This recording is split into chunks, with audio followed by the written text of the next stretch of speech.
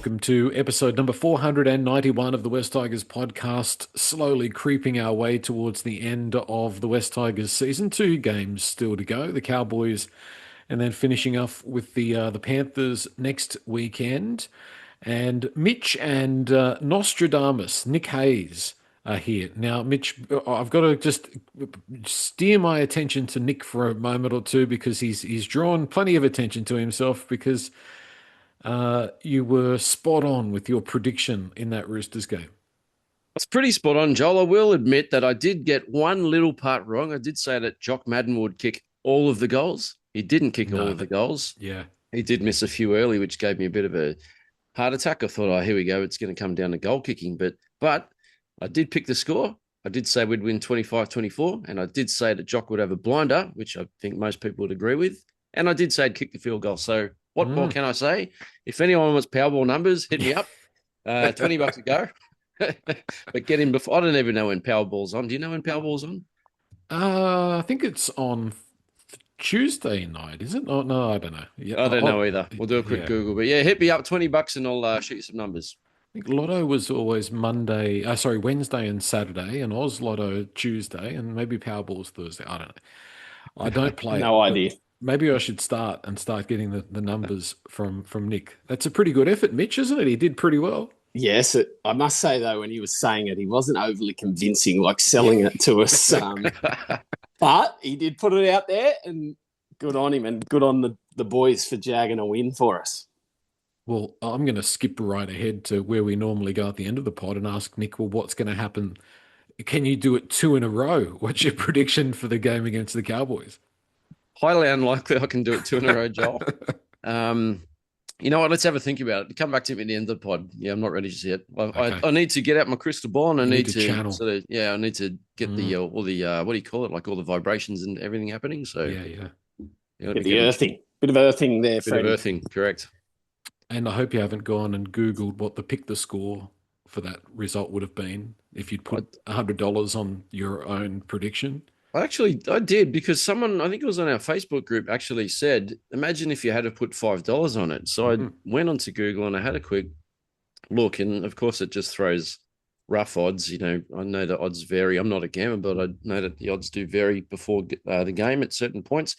But it did come up with a suggestion that if I had have put $5 on it, I may have won something around $700 or $800. So not a bad return. Yeah, not a bad, especially if you put 1,000 on it. Imagine that.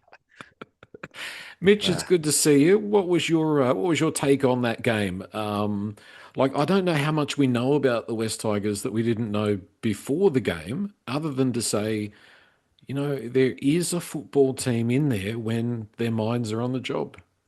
Yeah, thanks, Joel. Thanks, boys. It was. I didn't put my one word in, but my one word was just the roller coaster of the Tigers continues to roll on, because I don't think anyone was sort of thinking that we were going to play that well. We're all probably looking at the Roosters put a cricket score on us, but and that's probably the frustrating thing too, is the way that we played in, again, patches on the weekend with our short side plays, direct running and sort of bodies in motion. That's what we're doing for the first 10 rounds of the season, and we sort of fell away for that middle. But yeah, nothing better than beating the Chooks at home. It was awesome. So I'll hit the ball straight back over the net to you, Mitch. We weren't one-dimensional. Is that because Adam Dewey wasn't wearing the number 7 jersey? I was having a chat to a few guys. It's sort of having that genuine half where Madden he doesn't take that extra step sideways. He's just direct. He gets the ball to the outside players quicker. And I thought, Appy was outstanding with a couple of those short side plays from halfway, just out sharp, drew in the markers, bang, bang, and we're away down the left-hand side. And also, I thought just our outside backs, passes weren't hitting the ground. They were hitting a play. I know at times we still have our sloppy set or we die on the 5th tackle, but it was really good to see a couple of good short, fast passes get to our winger and have an open line rather than, oh, God, do we step back in or just dive on the ground? So, we actually played some footy, and it was much better to watch because you could sort of feel, the Chooks might come back and get us, but we might actually get a few points here. So fingers crossed we can back it up this week. Something I meant to mention on the pod, there's a little bit of a difference between Dewey and Madden when they kick. And if you go back and when you watch Dewey when he kicks, he's always kicking from a standing stop, from a stop. He's not actually moving when he kicks the ball in general play. Whereas Madden, like pretty much every other halfback, is running when he kicks the ball. I thought, as what Josh and I said the other night, Nick, the kicking game from Madden, aside obviously from the one that really mattered at the end, his kicking game may have been a little bit hampered by that injury that you guys discussed last week. Yeah, boys, unfortunate testicle injury. Let's just come out and say it, Joel. It was his testicle. I hope his testicles are recovering because he did look a bit hampered by that unfortunate incident. But yeah, even his long kicks, like he wasn't getting much more than 30 meters out of a general play kick. And when you think about the difference between him and Dewey, I love the way Jock plays sort of more team first rather than me first. Like Dewey tends to like to hold the ball and try to do a lot of stuff himself. Whereas Jock, I don't know, Jock's a little bit different. He does dig into the line and he's got the really good ability to pass out the back, and I think the players appreciate that because he helps to create a bit more depth, and that probably looks like we've got a bit more structure. Whereas we looked a bit stifled with Dewey recently.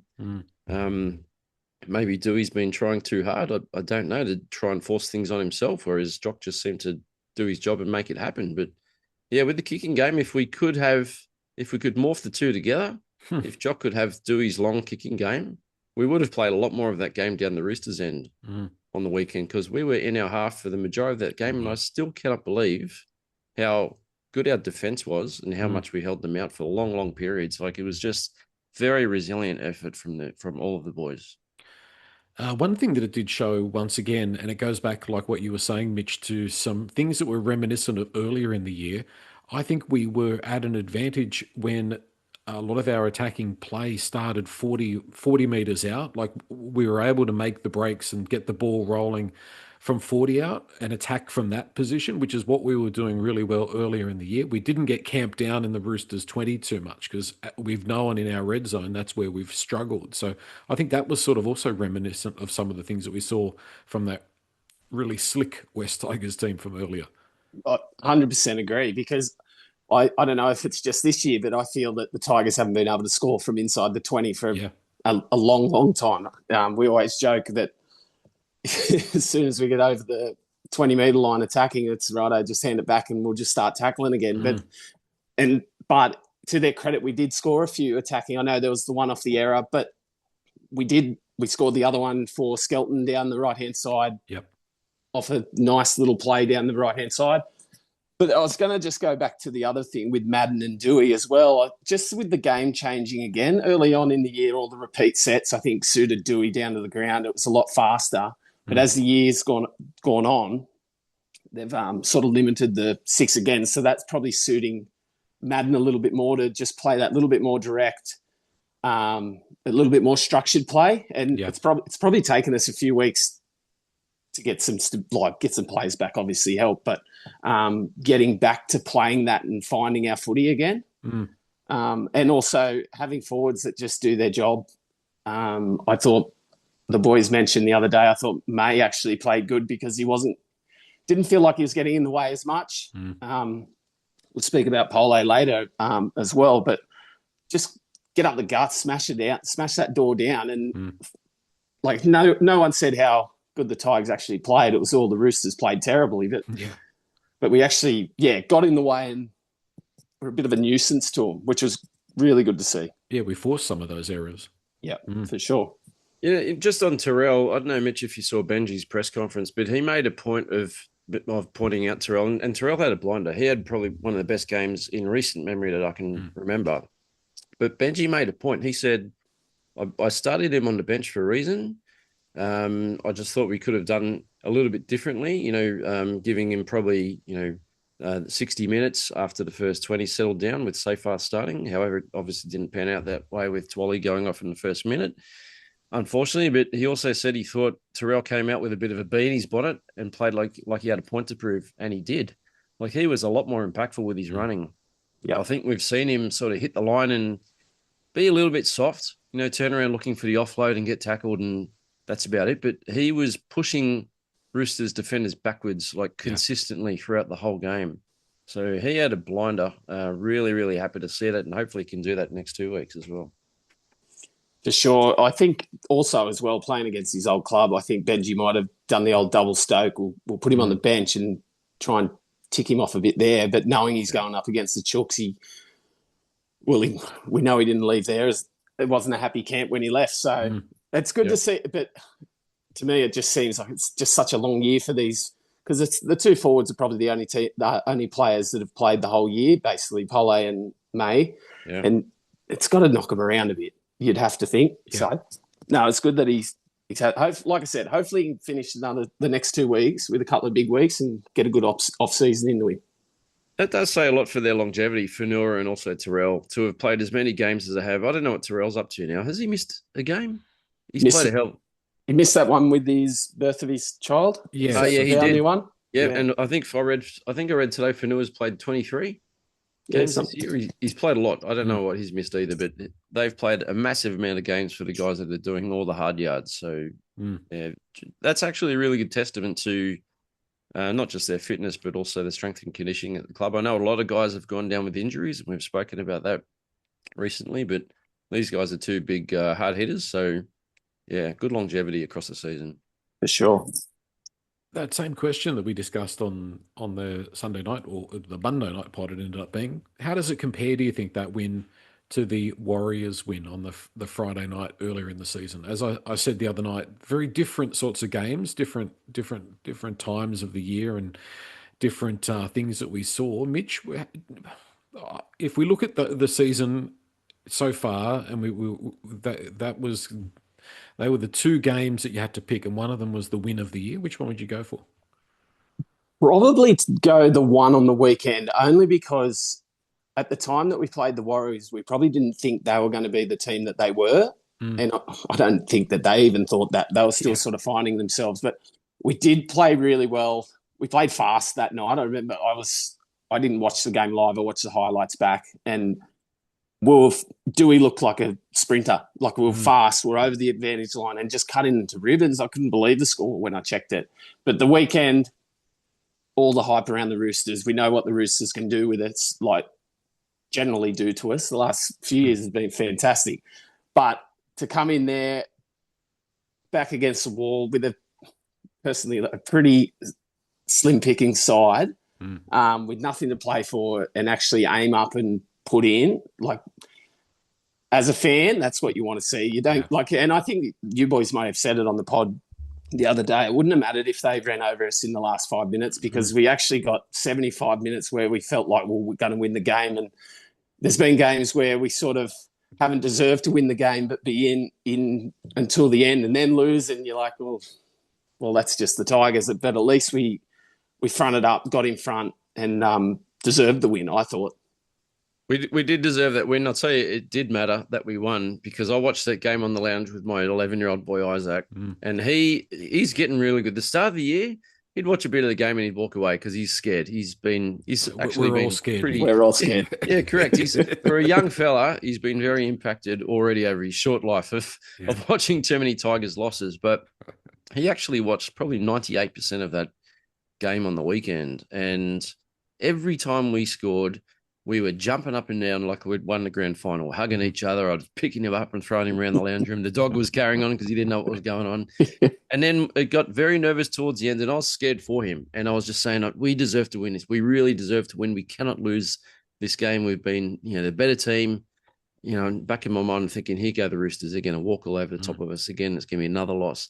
But it wasn't. We held on. And I know a lot of people have said it, but that win would have meant so much for all of us, the whole fan base, the members, the whole club, especially off an 8-game losing streak, to turn it around and beat the team that was on an 8-game winning streak. And obviously looking like probably the form team at the time of the competition. It's a bit of a rocket up the Roosters' butt, to be fair. Maybe that's the loss the Roosters needed to have to go on and have a successful finals campaign. But I'm just glad it was us that managed to beat them, and it's another feather in our cap. Yes, we did beat the Warriors. Just to go back to that point a little bit, Joel. At the start of the year, I was probably more excited when we beat the Warriors because it was massive and we're on a bit of a roll and we were playing well. Whereas my emotion was probably more elation and relief after we beat the Roosters. It's like, finally, we've won a game against Relief, quality yeah. opposition, even though they didn't play great. We've won 2 points in the bag, monkey off the back, and breathe easy for a week at least. Let's look at round 1, 2027. And Josh and I did touch on this the other night. Who's going to be in the halves, Mitch? What's your feeling as to who will the 6 and 7 be in that game? I think if all's fit, personally, I'd be probably putting Madden in there with Dewey to start with, but I'd be having definitely Madden with at 7. Okay. I'd love. We're going to talk about Javon and the injuries as well. I would have loved to have seen him get some more time in the back end of the year, like we've seen Secure now. And now everyone's quickly falling in love with him. I think it's just so hard to sort of pick. It's without knowing exactly who's going to be available and everything. Some stability in the spine for the first month, 8 weeks of next year, I think is crucial for us, just with a few of the younger guys coming around. And that's what we had Luai in and out to start with, but we sort of weren't like hampered injury wise for that first 8 weeks and we're looking great, but then it just fell away again. So I think if we can get that spine locked in, but get it locked in early, that's what we're going to go with. Let's do it. I just don't know what's going to happen with Latu with his body and Javon with his body, but personally, that's just what I think. I just think lock in, older head, a little bit of stability, and we build around that. That's going with experience. That's definitely the most experienced halves combination that we could probably field. Obviously, with Averillo slotting into the centres, are you on the same sort of wavelength, Nick, or are you thinking about pairing one of the more experienced players with one of the younger players? I think the obvious choice, thinking that far ahead, you're probably going to see Dewey and... It's only 2 games ahead. When you think of it that way, yeah. Thank God there's a lot of months in between that we can all kind of just relax a bit. But no, I think Dewey and Latu will probably be the halves. I really want to see Latu. I was actually, after last week, midweek pod with Josh said leading up to the Roosters game, he'd watched the highlights from our previous encounter in July last year, and Latu was starting halfback.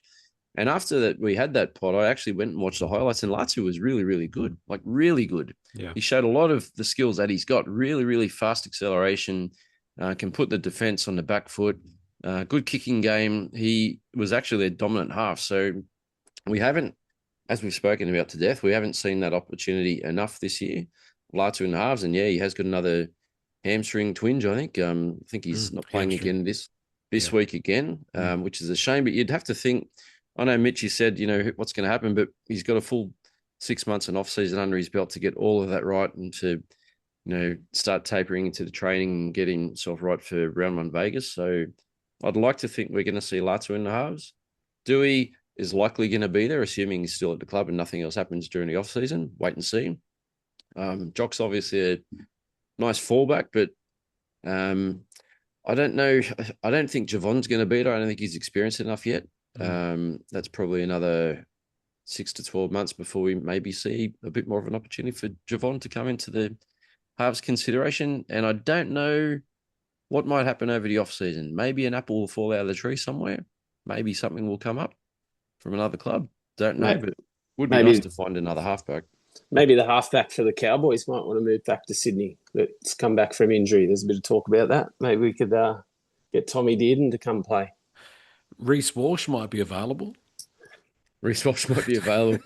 Yeah, interesting one there. And I did actually mention it with Josh last week. I mentioned that Josh Schuster is a possibility for the 13 role. He's actually playing at 6 this weekend for the Magpies. Josh Schuster's, really, really excited to watch it. I'm probably going to go out to Lidcombe with my mate Isaac. So really looking forward to watching him play. He's the forgotten man when we keep having these conversations. He just does not pop into my head at this stage. But yeah, you're right. Josh Schuster might very well be in the mix, which would hope so. Be a real surprise. 45 games, according to Wikipedia, Jock Madden has played. He's now 26 years old. I'm going to ask you the question, Mitch. We all know the Tim Sheens quote, 50 games to be a first grader. Is there improvement still in Jock Madden? Have we seen peak Jock Madden? I like Jock Madden. I like the way he plays. Sometimes in defence, he has a miss in him. What do you think? Has he reached his ceiling? Um, I don't think he's got that much more to give, but what I like about him is that the gap between his best and his worst is pretty tight. Like, Yeah, that's true. we know Dewey can give you a 9, but then the next week you might get a 3, and we can nearly say that right across the board with a lot of these boys. But that's the only reason I'd probably put him in there early. Then going over to Vegas, big stage. He's played at Suncorp with the Broncos, and like you said, the 50 games. Like, I was having to flick through at some of these kids that we've got, and it's like I can't believe how young they still are. Like, we're talking about Samuel Fainu being our best forward. He's 21. Yeah. And so yeah, I personally think you look at Adam Reynolds, not a big body, but the smarts upstairs in the kicking game does a lot for you, being able to get to them points on the field. So that, I think that he's a valuable part of the squad.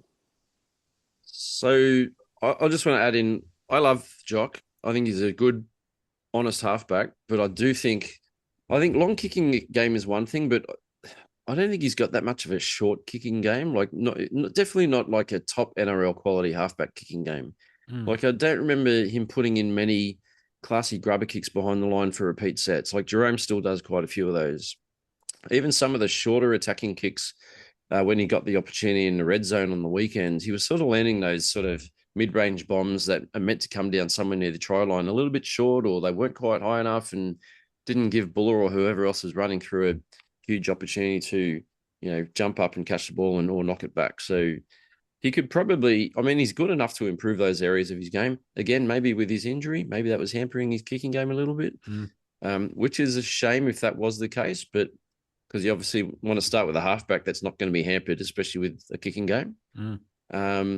However, I will say that he definitely guided us around the park very, very well against the Roosters. So he has that natural halfback, which Benji keeps talking about in his press conferences as well, in his game, which is a massive benefit. So I think he's got that over AD, but AD probably trumps in a couple of other areas. Running game, passing game is probably a bit sharper when he passes. Long kicking game, etc. So yeah, interesting one. If I was Benji, I'd be saying to Jock Madden, well, you've got this week against the Cowboys, you've got the game against the Panthers. It's your position to lose. My default position is I would love you, Jock Madden, to be the halfback every week next year, and be in that role and doing that job to the level that we need you to be. And it's your position to lose. Because I don't think Jock Madden in his whole career has ever had that situation. He's always been the understudy. He's always been the fill-in. Maybe this is the time. Maybe this is the point in his career where if somebody says that to him, his game can just push up that 5 or 10% that we need him to. And then you got a pretty easy one. You probably run Dewey on that right side as 5'8". And, what's the rush with Javon and Latu? Like, Mitch, even if you're them, wouldn't you say, look, I know that I'd rather be playing NRL, but I've got things I want to work on in my game. So, give me half a year in New South Wales Cup and let's reassess it midway through next year, providing, there's no X factor of other people getting injured. But just work on that combination with Latu. Like, every week, pick us as 7 and 6 in New South Wales Cup and let us build on that. Yeah, I had jotted down, we're going to talk about later with the injuries, like the reserve grade boys. There are players in there that have played every game. Like this year, they still want to win games. They still want to win comps. Like, it doesn't matter what competition you're in team sport. These guys are competitive beasts. They want to win. So why not get 10 or 15 games together? Stability in the lower grades. And like, how good is it celebrating tries? We've seen Securo and Javon put on so many. They must feel good when they come off, but then they go up, get picked in the 19 for first grade and shoulders are down. It can't be good. It's up and down. Like, we know what we feel like as fans. You couldn't imagine what it's like for them guys that are living it. So I totally agree. They're kids. It'd do them good, but we know what it's like these days. Everyone wants it now. I want the $1 million contract now. And you mentioned Galvin the other day. Like, he's still a kid and he's learning on the run, and good on him. Don't care about the Bulldogs. We've got these guys here now, so let's cuddle them and get them through. And keep them. I would like boring stability in 2027. I would like to go on Tuesday afternoon at 4 o'clock, go, oh, okay, it's exactly the same team as last week. I mean, Yep. that would just be fabulous that we could, if we could do that, because the team's performing and the team is nice and consistent, and we're having a good run with injuries and not silly suspensions and things like that. So some Yep. boring stability, Nick, would be my wish for 2027. You just said if the team's performing, it comes Yeah. down to performing, right? Because you got to perform, you've got to win. Because if you don't perform and you don't win, then there's going to be changes. So yeah, it all comes down to winning. Hopefully, there's more of it next season. We got a bit of a tease at the start of this year, but maybe next year. It's another one of Yeah. those. Maybe next year. Let's see what happens next year. Fanua Pole, he hits 100 first grade games, which has come up really quick. Yeah. We were talking a lot about experience last time on the pod. Mitch, Fanua is becoming a real asset, and I've been critical of his hands at times, but I've got to say, touch wood, this year he's that I don't know if he's worked on that or there's been some change. He's putting the sticky spray on his hands or something like that. But his game this year has just gone to another level. Yeah, it has. When you sent the text through that we were talking about Pole's 100th game, I had to Google. I was like, I didn't realize it was that quick. Yeah. And then you sort of flick through and you have a look, and he got Rookie of the Year playing in his first debut season. He played the last 10 games of the year, gets Rookie of the Year. So there's obviously something there.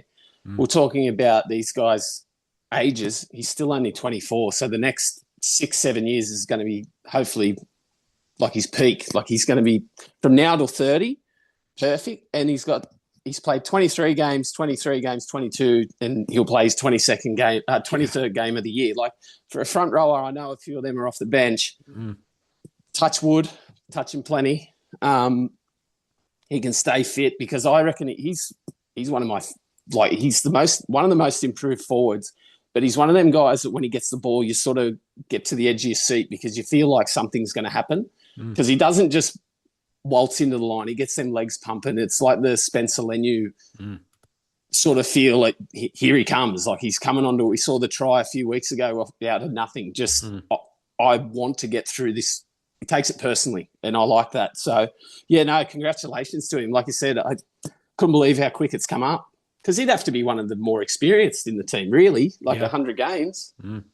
At the age of 24. Yeah, just looking at his stats, 92.7% tackle efficiency is pretty good for a 24-year-old prop. And he has had his issues with defense. He put his hand up about a year ago, I remember, and said that he knew he had to work on his tackling. So, really good that a young player can identify something like that, or whether it was pointed out to him. But he's obviously made great strides with that, and 120-odd average running meters as well. So we all know what he's like on his feet. He's very quick, very powerful. As Mitch just said, really good footwork at the line too. So, yeah, 100 games, very impressive for Noah. Love the big fella. So looking forward to hopefully 100 games being a nice celebratory win on the weekend against Cowboys, hopefully.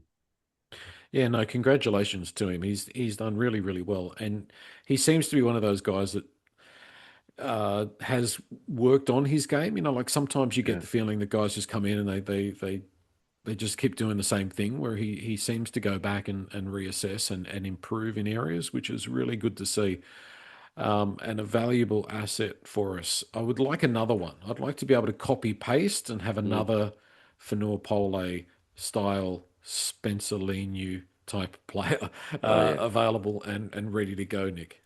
We spoke about Lenu a month or so ago that he was potentially being ousted from the Roosters.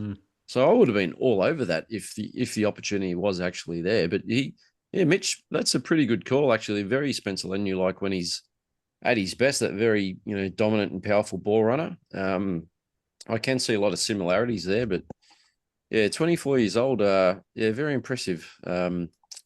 The stories about him possibly being courted by Melbourne at times as well. I mean, that must have been a pretty strong lure because, to have that, even if it wasn't true, but even the rumors going around that someone like Melbourne Powerhouse is after your services, and we've seen Stefano and other players leave our club and go on to bigger and better things, that must have been a big carrot. And the other thing I just want to mention about Fonua as well, Joel, you don't often see Tigers improve and develop at our club. They generally go somewhere else and do it. So amazing to see someone like Fonua become a better footballer while still at the club.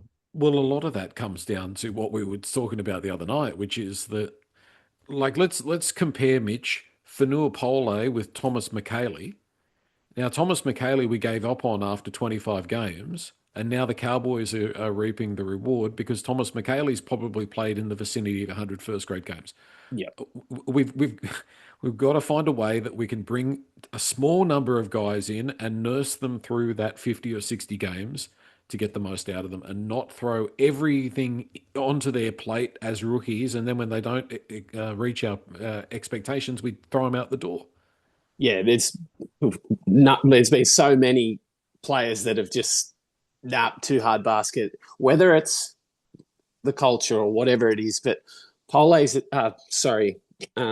McKaylee is a dead set beast now. You can see that he's just tightened up. He's turned from this young bloke with a bit of puppy fat into a, hang on a minute, it clicks with us in our lives too, like in everything. Yeah. All of a sudden the penny drops. Oh, this is much better than going out and digging holes.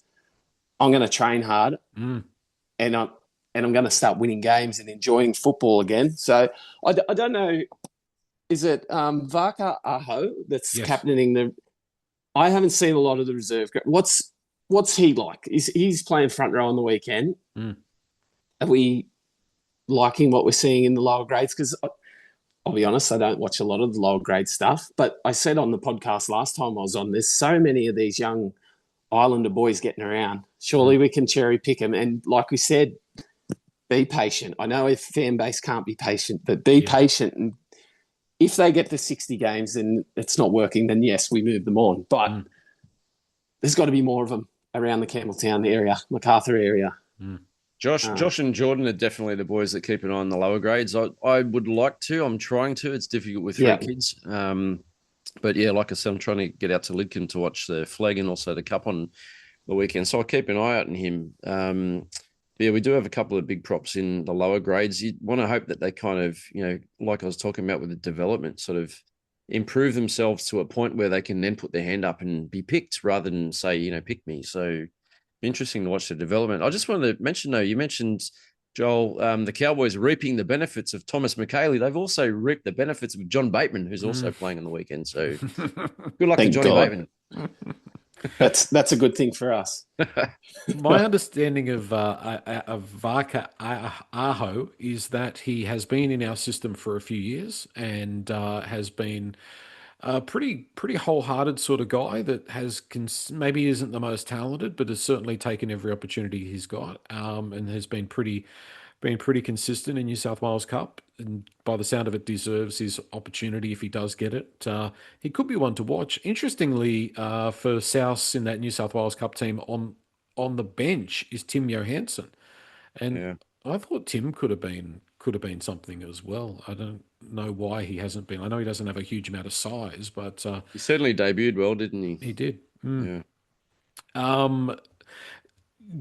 That's just driving that point home for the one last time. It's creating a team, and maybe if you look at the teams that are consistently competitive teams, they don't have 5 rookies. At no particular point in time do they have 5 guys that have played less than 25 or 30 first grade games. And when the West Tigers have had to be in that situation, like, for example, from the Cronulla game to the Roosters game sort of thing, then any team is going to struggle, isn't it? I mean, there is no substitute for that. Of course, the X factor in all of this as well, and sometimes the club does deserve a little bit of a little bit of a free pass, is that, for example, Junior Tupu came along, he started to make some inroads in first grade, and then he got a significantly better offer from the Dolphins, and you have to weigh that up. So I'm not saying it's always our fault that we've let these guys go, but ideally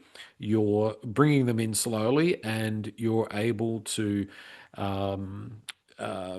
help them produce and help them grow in NRL, and then reap the benefit of it yourself from all that development. The other thing I would probably I'll ask you, Mitch, is it a bit of a blight on the game or a criticism of rugby league in 2026 that there is such a gap between NRL and New South Wales Cup? Like I would love to see the New South Wales Cup, and I find it really strange that you can't watch the New South Wales Cup is not on Foxtel. That it's Annoying. not like bigger and better and more amazing, and it's just so. It seems to be down two or three levels from NRL. Yeah, and the other thing is too, like we went to the Canberra game the other week, and the reserve grade was on after the first grade game. After, yeah. So you're not going to hang around after you've just copped a pizzlin Mm. to watch the reserve grade cop a pizzlin. Like you might turn up a couple of hours early and watch the girls and have a beer and watch the reserve grade and see what's happening. Yeah, it is a bit disappointing, but it's like that in the AFL as well. The lower tiered games are all over the shop, and there's no structure to it all. Mm. I just wanted to add one other thing too with the recruitment thing with the younger guys. There is the other side of the coin too. Yes, we might move a few on, but let's not forget about player managers, parents that Yeah. don't see their kid playing in the first grade team Yeah. when they're 18. All of a sudden they're agitating. It's Mm. not good for culture. You move them Keeping on. manifestos on the coach. And, Yeah. And just trying to keep 60, 70 blokes happy Mm. can't be much fun. And when you're losing, the microscope comes on. So we've got to cut them a bit of slack there. Like look at the Broncos. They're the strongest club in the competition. They're not winning, and all of a sudden the skeletons are coming out. Mm. So yeah, it's tough, but fingers crossed we can get better. We've had one win, and we're already, look at us, very positive. Just on that gap between NRL and reserve grade, Joel, it's only going to get worse. We've got Perth coming in who are struggling to recruit a full squad. Mm. And then you've got PNG the following year, and it's sounding like team number 20, maybe the year after, or 2 years, or whatever it is. It's very, very soon. So there's only so many players at the moment that can go around. Yeah. And from that pool of players, if you even include the cup players with the NRL players, you've got so many that are at a certain level, and the others are somewhere thereabouts. Mm. So it's up to individuals and clubs to develop that, that talent at sort of that B to C level to bring them up. But not everyone's got it in them. Like you were asking about Jock and his ceiling. Like he's probably pretty close to his ceiling, to be honest. I don't know how much more he's got in him capability wise. Really good player, but he's never going to be a Nathan Cleary. Yeah, but there's very few of those around. There are very few. It was probably a poor choice. He will never be a Tom Din. Like he's a really good player, Jock. But he's not going to waltz into a starting halfback role at another club. He's just not that type of player. He could probably walk into the Perth Bears at number 7. But that's a team that's starting out. They're basically a glorified reserve grade team, to be honest. They'll probably finish on top of the Tigers next year, so I better not say it. Very, very careful what you're saying. Love the Bears. G'day, Mel, if you're listening. I'm sure you are. We've won one game by 1 point, Nick. We're not. I'm getting excited, Joel. Yeah, We're exactly. Back. We're pushing for the finals. We're back. Yes. No, you're right about the talent. But I don't know. It just seems, as I say, it just seems odd that content is king, and I don't know why it's just not a little bit more glorified, and it's just not a little bit more shiny, and it's just sort of like shoved under the stairs, and nobody watches it, and you have to have some odd sort of subscription thing to watch it, and I don't know, it doesn't make sense to me. Even when you look at, like I was looking at someone like Sakura, right, playing at Allianz the other day, big shiny stadium. That's an amazing ground. I've only been there once since it was rebuilt for Anzac Day when my eldest son marched onto the ground, which is pretty cool. But he's been playing most of the season at Lidcombe Oval or Henson Park.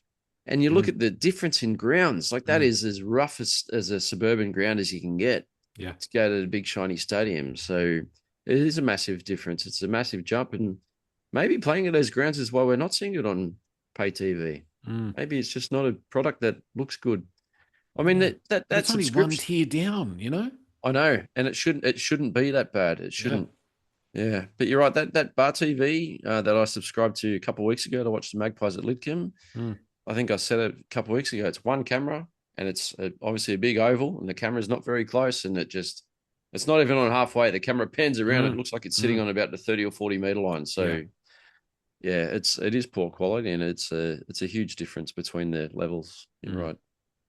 Yeah, and I think they'll bring in another team from New Zealand, from the South Island. And look, I mean, I guess there's a potential pool of players from New Zealand, but I don't know where they're going to get them all. But maybe Fiji or Samoa might put up a team. Well, That was we'll a wait and joke. see. It depends if Albo's got money. Is there some political advantage to having a Norfolk team? Island. Norfolk Island Yeah. might put up a team. Let's have a look at this game against the Cowboys. One of the few teams that we've got a pretty good head-to-head record against. In fact, we've won one more game than them in all of our clashes, and that could be the 2005 Grand Final. Points for, they've scored 514. We've scored 425. Points against, they've conceded 592. We've conceded 637. If you take out the Penrith game, I guess, but you've got to factor in the Roosters game for them. That would certainly be inflating their points against. They average 23. We average 19 points a game. In defence, they average 26 conceded. We average 28 conceded. Obviously, both of those, again, inflated by a couple of blowouts. Only one win. The West Tigers only won once up there at that new stadium at whatever it's called stadium. Country Bank. Country Bank, that Queensland one. Country Bank Stadium. I think our record was a little bit better at the old stadium, but Dairy Farmers. Dairy whatever it used to be Farmers. called. Yep. Yeah. How do you see it working out, guys? The West Tigers team, pretty consistent from last week. Obviously, Alex Twal was not available because of the HIA. Nick, I kind of have a little bit of confidence that we might come away with a win here. Yeah, that scares me too. Because, last week with my prediction for the Roosters game, I did say that I had a bit of a funny feeling before the team was announced. I haven't had any funny feelings this week. I've had none. So You're anyone numb. sitting on the edge of their chair hoping for a score that will guarantee you some money this week, you may be disappointed. Well, you might have to bet on the Cowboys by the sound of it. Well, maybe. Look, I'm going to pick the Tigers only because that 1 point victory has given me full hope that we're going to charge home. I think we might even, I won't go as far as saying we'll upset the Panthers. Let's just focus on the Cowboys. Yeah. But look, confidence will be up. I think we played a style of footy against the Roosters that's going to give the boys a bit of hope. Romy's got 2 more games in the jersey before he moves on. I'm hoping he fires up a little bit more than. That's very hard to say. A lot of people have been harsh on Romy. He never stops trying. I think he's doing some of the small things wrong, to be honest. And I'd say he's probably emotionally knocked around a bit as well. But I don't think he's playing any different to what he did for Penrith. I think that's just his game. Yeah, you could be right. There were a couple of things that annoyed me. I'm kind of shifting back a little bit to the Roosters. But one thing I do want to mention, because I had written it down, that freakish try the Roosters scored near the end where Mark Nwanga ended up throwing a ball in and got tackled, and then they threw it around and he ended up getting the ball back and scored. When he threw the ball in from the sideline, Romy tackled him late after he'd thrown it and upended him and drove him into the ground. I swear he only did that just to pee him off and get in his face a bit. What that did was put both of them on the ground. By the time Romy got up, the ball had started to come back inside and running back on the angle where he had come from. So he wasn't quick enough to get back in the line and make the effort for the defense. He was the last one to dive and try to tackle Nwanga as he dived over the line, but he wasn't there in time. But just that little thing there just annoyed me. He was doing that out of a bit of spite rather than dumb things. Yeah, it was a bit dumb, but you're probably right thinking about it. Romy's playing Romy's way. He has been a letdown. I think he said, did you say the other night that he was possibly our most overrated buy? Did that come from I you? think if you were going to have a genuine debate about Adam Blair's output for the money that we paid him, compared to what Jerome Luai has contributed for the money that we've paid him, I think that Jerome Luai is the worst big name signing the West Tigers have ever made. Definitely in terms of results, I think. Yeah. In terms of output. And Value for money. Big call. Yeah. Value for money. I guess it's the stuff that we can't see that we're hoping that the professionalism and all that sort of stuff. I just when they said, when we were talking about maybe dropping it, I just think he's a class player. He's not like you said, Joel. He's a different sort of a 5'8". He's not one to swing both sides of the field. He sort of he's probably difficult to play with. You probably Yeah. do need them few games to work out what he's actually doing, but you can, yeah. I'm still disappointed he's going. I really, really am. Players like that don't come to the Tigers very often, and unfortunately, again, we see him walk out the door. But then there's other players like Adam Blair and the one we're playing, Bateman, this weekend, and I'm just like, it's very good that they're not with us anymore. But just on the game, as usual, the Cowboys got a couple of outs, but Nenai and didn't come back in. So they obviously sit there on ice and wait and look at the draw and see the Tigers. Yep. And I'm so disappointed for Twally. You can see how frustrated he was. And he's been frustrated, I reckon, for 8 or 10 weeks since the whole, I don't know whether it's the Dewey thing, but there's something, he's not happy. He's not settled. He's not just go in and get your job done. You can see frustration on the field with him now. So he'll miss. And but I personally just looking through with Twally out, some stability. We've actually sort of stuck to a team, and I really do like the outside backs of the Cowboys. But again, they like the attacking side of the game. But you can get them. We got them earlier in the year. We scored all the tries down the edges. Sekuru, he's 2 games, and he's been really good because he's just doing what he did in Cup, but just doing it at a better level. Yeah. Yes, he's missed a couple of pretty poor efforts in defence, but again, that's things that'll come with confidence in combinations with blokes inside and out, and being able to just go, hang on a minute, I'm actually good enough. I can put my body in front and fold this bloke, which you never know. He might get that on the weekend with these 2 younger guys with Chester and Purdue. Labour, not a world beater in the heart, on the wing. You got Clifford and Dearden. They sort of scare me a little bit. And then if our forwards aim up, like I don't know if Appy can do what he did again. He has to be buggered, the poor bugger. Like the output that he put in last week. But I'm like you, Joel. I have a feeling like as long as they turn up ready to play, I don't think it'll be a 10-6 game. But I think like it could be a 30-24 sort of thing. And if you just never know. So I'm pretty positive about the whole thing. But yeah, late in the travelling teams late in the season, that nothing to play for. They might be just going up there for a few beers after the game. Who knows? So I do see a similarity in this game compared to last week. Last week we played the Roosters, who were really playing for a top spot on the ladder, trying to win that minor premiership. Cowboys are currently 8th. They're fighting for their spot in the 8. So they've got a lot to play for, like the Roosters did last week. Maybe a bit more pressure on the Cowboys this week because I haven't looked at the ladder that closely. Can they slip out? I'm guessing that they can. I think the Bulldogs can. Yeah, Dogs are hot on their heels, so they have to win. So a lot of pressure.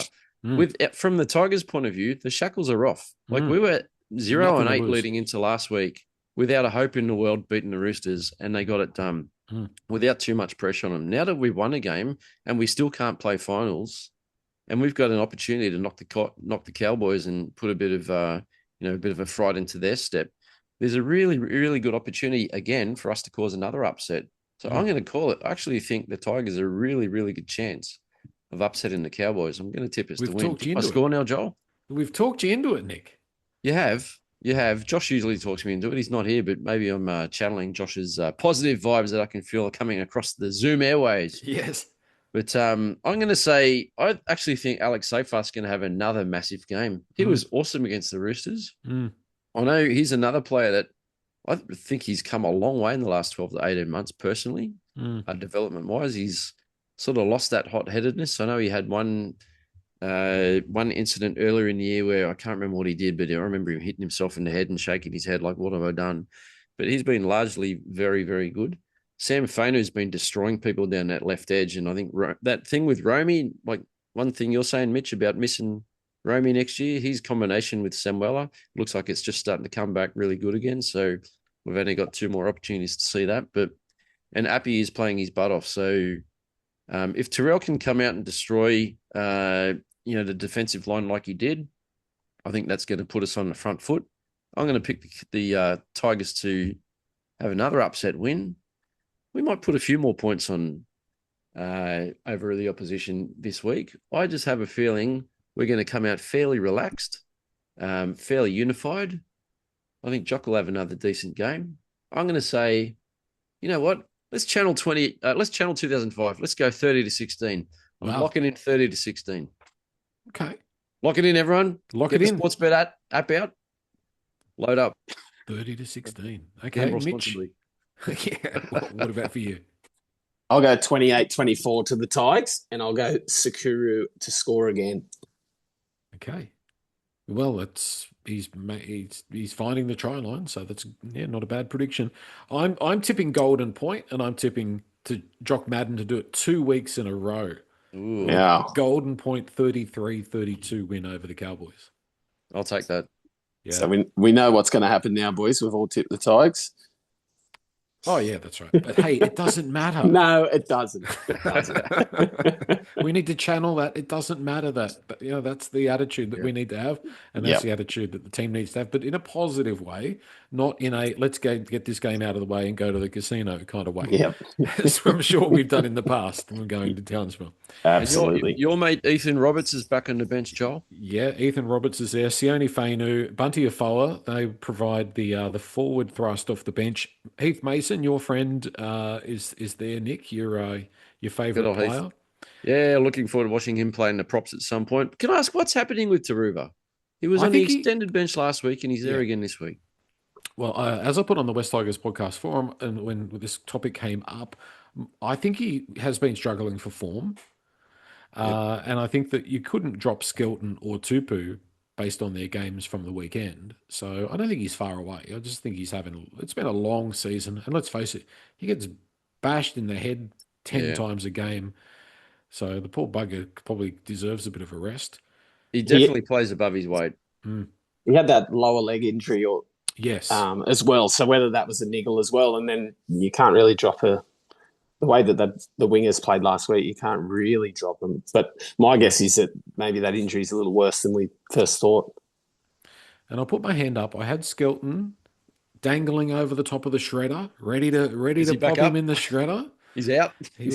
I don't want to love again. I don't want to get hurt because he can do some stupid things. But I would love Skelton to reach that potential and be a regular, consistent West Tigers player and get re-signed for another year or two. But the jury remains out for me, Nick. Because the good parts of Durrell's game are really, really good. Yeah. It's just the bad parts are really, really bad. Yeah, there's a huge difference between the two, which is going to come back to hamper him and has hampered him his whole career. But he was really, really good last week in attack. However, he made a couple of really poor defensive reads. The first one that led to Billy Smith's try in the corner. After the 3rd minute, I thought, here we go. We've forgotten how to count again in defense. Yep. And then he missed another one later in the game. But when he's at his best, I love watching him. He's damaging. So hopefully he's at his best this week. I was just trying to Google how many first grade games Jarrell Skelton has played, but it's not working for me. So maybe it's another case of, hang on, I've got it. He's 27, 34. and he has played only 34 first grade games. So, Mitch, is there potential there for Jarrell Skelton at 27 to get that silliness out of his game and be more consistent? Well, he won't be able to because he's got no legs after going halfway into the shredder. But I think I said it on the last podcast I was on that he's just got the best build for that big barnstorming winger. I just hope there's still, like you said, he's played no footy. Give him, surely another 12 months. The penny's got to drop. He's, prime of his career. Let's hope so. Let's hope the next 2 games he has blinders and we all get hope and he has a big off season and comes through. Because the other thing, he was just having a joke about Heath Mason. Little fella, but he's 21 as well. He's played 20-odd games. He's another one that maybe we could sleep on for another 12 months and get that extra 25 games into. And I have seen in the highlights when he does play reserve grade, he's better than that. Too good for reserve grade. Yeah, so we'll wait and see with him as well. We'll keep them all. We'll just keep them all. We can sleep on Heath. We'll put him under the mattress and he can just stay there for a season or so. No, I like Heath. I do like him. Yeah. He was apparently going to WA, but I haven't heard anything about Bears, that yeah. confirmed. Yeah. There's a few that we're waiting to hear about, but we'll cross that bridge when we come to it. Enjoy the weekend, everybody, and enjoy Saturday night. I hope that by about 9:30 on Saturday night we're all happy again, and we can come back and do a happy podcast on Sunday night. A post-victory edition would be nice. It'd be nice to finish the season with 3 post-victory editions in a row. How good. Absolutely. Can't wait. Thank you, guys. You'll be rocking into Vegas on a high horse. You'll be exactly in the best mood ever. Mind you, I really want to win that game. I bet. See you guys. Thank you. Good on you. Tigers. Thanks, boys.